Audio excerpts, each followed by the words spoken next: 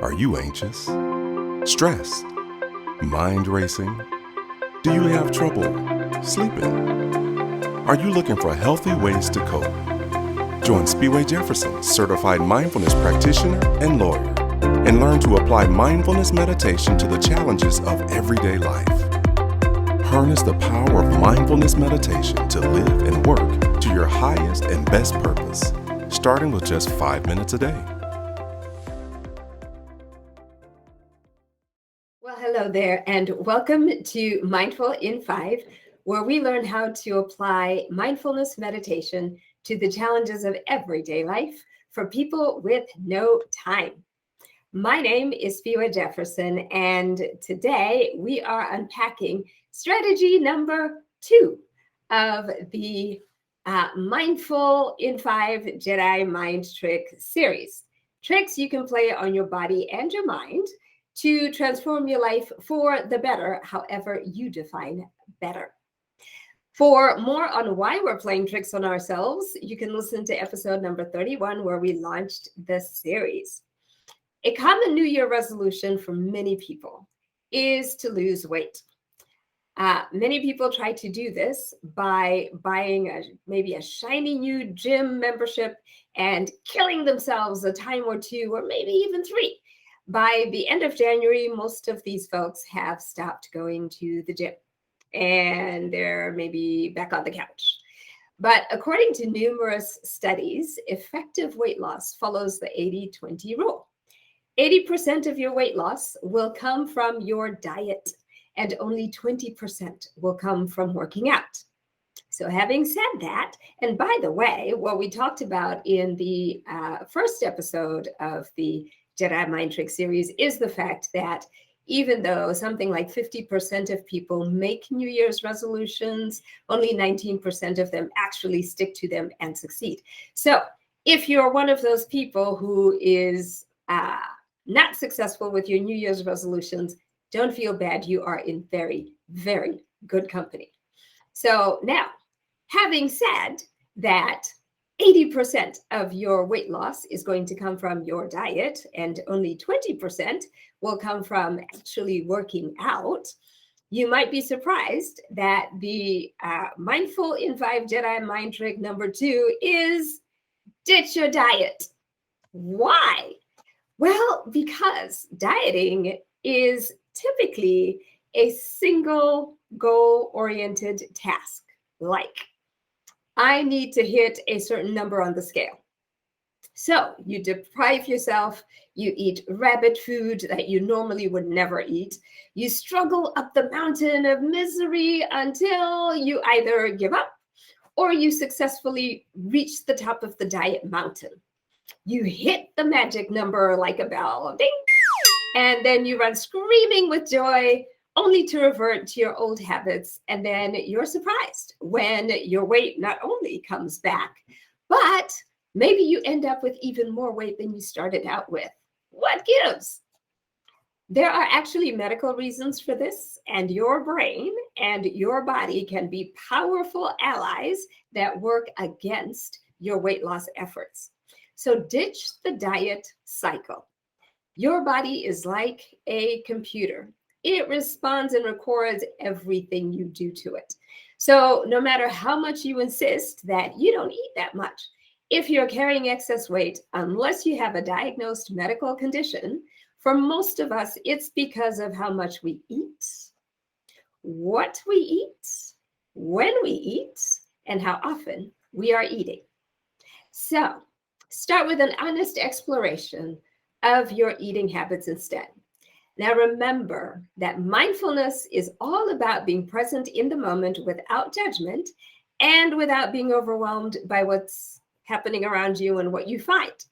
So just examine your eating habits without beating yourself up over them. And rather than developing a short-term diet plan, create a long-term lifestyle dietary change. You can start with just 1 or 2 habits that you want to change. Will they be difficult? Probably, because generally habits are difficult to either eliminate or acquire when you're getting started. However, over time, according to Jefferson Bethke in his book, To Hell with the Hustle, daily habits evolve into micro rituals, which we do daily without really thinking about it. And that's what you want to do with your daily habits that you're trying to create. You want to incorporate them into your lifestyle in such a way that after a while, you just do it without even thinking about it. And that is how you will, over time, transform into the person you want to become. First we think, then we do, then we become. Once these habits become micro rituals, you can add a few more new habits. If you can't think of any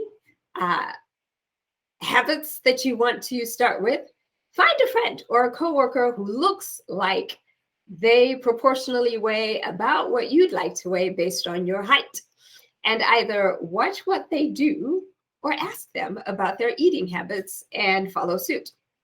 So here are some examples from people I have either asked or observed. I had a slender paralegal once who ate the same thing for lunch at work every single day. She had a piece of skinless grilled chicken, a boiled egg, and a sweet potato. For the 3 years that I knew her, that's what she ate every day. And it wasn't just during lunch hour at work. She had habits like that, eating habits that she pursued each and every day. My brother-in-law, Nick, is an amateur kickboxer, and he is in excellent physical shape. He fasts between 8 p.m. and noon the next day. And during certain hours, he doesn't eat carbs at all. And that's a daily habit, with the exception of, Christmas when he was here. Hey, shout out to you, Nick. I have a friend who fasts every Monday because she discovered that when she turned 40, her body stopped processing or metabolizing as efficiently. And therefore, in order for her to maintain her weight where she wanted it to be, she learned that fasting one day every week is effective for her weight maintenance. So every Monday, she fasts. She doesn't eat anything at all. She drinks water and nothing but on Monday. Now, I have read a lot of articles that talk about the benefits of fasting or intermittent fasting and why it's good for diet and clarity and all sorts of other things. Personally, I don't like to fast. Makes me miserable. I love food. So I don't do that. My personal habit for years has been to weigh myself on Sundays. The moment my weight exceeds a certain number, it doesn't matter how well I feel. It doesn't matter how good people think I still look. It doesn't matter how much I don't think it shows. I take active steps to lose that weight. So, for example, I eat what I want every Thanksgiving and every Christmas. And I have been losing the same 3 to 5 pounds every single January for years. I have used the Atkins diet, Weight Watchers, Nutrisystem, Slim Fast, the Lemonade diet, and let me tell you, they all work. I have been doing this since I lost my first 25 pounds in college decades ago. And as a result, my weight is in the same range today as it was when I graduated from college. I'm not lucky. I'm not thin by American medical standards. I have simply cultivated habits and micro rituals that work for me. My goal is not to be thin, but to be at a weight where I feel my most healthy and where I feel well. So, to recap, your New Year Jedi mind trick number 2 is ditch your diet. If you weigh more than you would like, don't beat yourself up or envy other people. There are people who can eat whatever they want and they don't gain weight, but they are in the minority. Most people who are in shape work at it on a daily basis over years. And what that means is you can too. Just start by making one healthy change and then add on to it with the goal not of short-term weight loss, but long-term healthy transformation. Transformation may not come this year, but with consistency, commitment, and practice, you can overcome and replace deep-rooted, unwanted physical, mental habits. If you have the Mindful in 5 book, take a look at Practice Chapter 11. If you've enjoyed this episode, rate it and share it with someone who could use this strategy. Check out the recommended chapter in the Mindful in 5 book and use those 5-day, 5-minute meditations to help you along your journey. If you don't have the book, you can pick up an unsigned copy at Amazon.com. It's called Mindful in 5. Or you can pick up a signed copy at spewajefferson.com/store. Rate this episode and share it with someone who could use this strategy. Until next time, this is Spewa saying, be mindful and be well.